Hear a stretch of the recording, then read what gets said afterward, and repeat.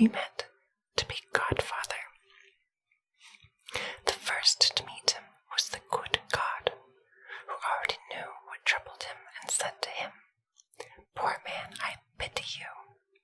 I will hold your child at its christening, and will take charge of it and make it happy on earth." The man said, "Who are you?" "I am God." "Then I do not desire to have you for a godfather," said the man. "You give to the rich and leave the poor to hunger." Thus spoke the man, for he did not know how wisely God apportions riches and poverty. He turned therefore away from the Lord and went farther. Then the devil came to him and said, "What do you seek? If you will take me as godfather for your child, I will give him gold and plenty and all the joys of the world as well." The man asked, "Who are you?" "I am the devil." "Then I do not desire to have you for godfather," said the man. "You deceive men and lead them astray." He went onwards, and then came Death, striding up to him with withered legs, and said, "Take me as godfather." The man asked, "Who are you?" "I am Death, and I make all equal."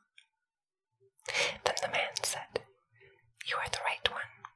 You take the rich as well as the poor, without distinction. You shall be godfather."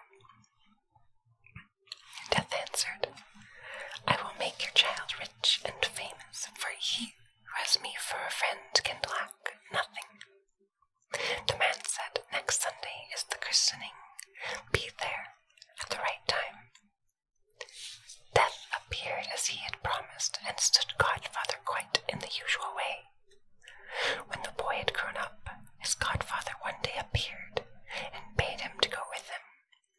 He led him forth into a forest and showed him an herb which grew there, and said, "Now you shall receive your godfather's present. I make you a celebrated physician. When you are called to a patient, I will always appear to you. If I stand by the head of a sick man, you may say with confidence that you will make him well again, and if you give him this herb, he will recover. But if I stand by the patient's feet, he is mine, and you must say that all remedies are in vain, and that no physician in the world could save him. But beware of using the herb against my will, or it might fare badly for you." It was not long before the youth was the most famous physician in the whole world. People said of him, he had only to look at the patient, and he knew his condition at once, and if he would recover or must die. From far and wide people came to him, sent for him when they had anyone ill, and gave him so much money that he soon became a rich man. Now it so happened that the king became ill, and the physician was summoned, and was to say if recovery were possible. But when he came to the bed, Death was standing by the feet of the sick man, and the herb did not grow, which could save him. "If I could but cheat Death for once," thought the physician, "he is sure to be angry if I do, but as I am his godson, he may shut one eye. I will risk it." He therefore took up the sick man and laid him the other way, so that now Death was standing by his head. Then he gave the king some of the herb, and he recovered and grew healthy again. But Death came to the physician, looking very black and angry, threatened him with his finger, and said, "You have overreached me. This time I will pardon it, as you are my godson, but if you venture it again, it will cost you your neck, for I will take you away with me." Soon afterwards, the king's daughter fell into a severe illness.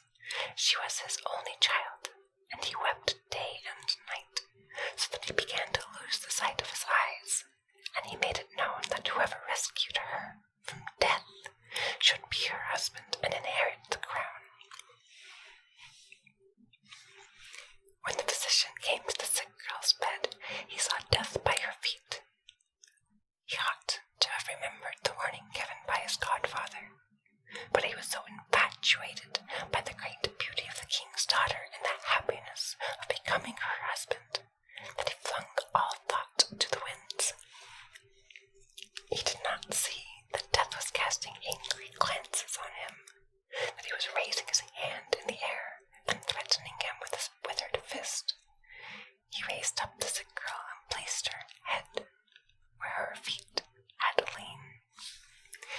Then he gave her some of the herb, and instantly her cheeks flushed red, and life stirred afresh for her.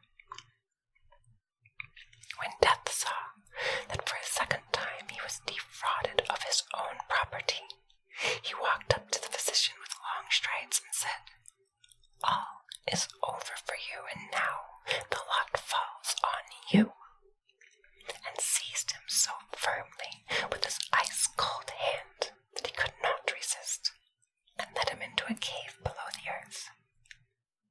There he saw how thousands and thousands of candles were burning in countless rows, some large, others half-size, others small.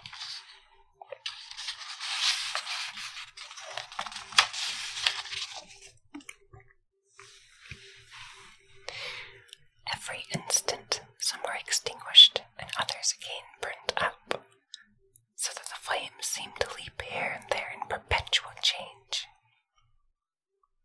"See," said Death, "these are the lights of men's lives. The large ones belong to children, the half-sized ones to married people in their prime. The little ones belong to old people, but children and young folks likewise have often only a tiny candle." "Show me the light of my life," said the physician, and he thought that it would be very tall. Death pointed to a little end, which was just threatening to go out, and said, "Look, it is there." "Ah, dear godfather," said the horrified physician, "light a new one for me. Do it for love of me, that I may enjoy my life, be king and the husband of the king's beautiful daughter." "I cannot," answered Death. "One must go out before a new one is lighted." "Then place the old one on a new one, that will go on burning when the old one has come to an end," pleaded the physician. Death behaved as if he were going to fulfill his wish, and took hold of a tall new candle. But as he desired revenge, he purposely made a mistake in fixing it, and the little piece fell down and was extinguished. Immediately the physician fell on the ground, and now he himself was in the hands of Death. I hope you enjoyed the story, friends.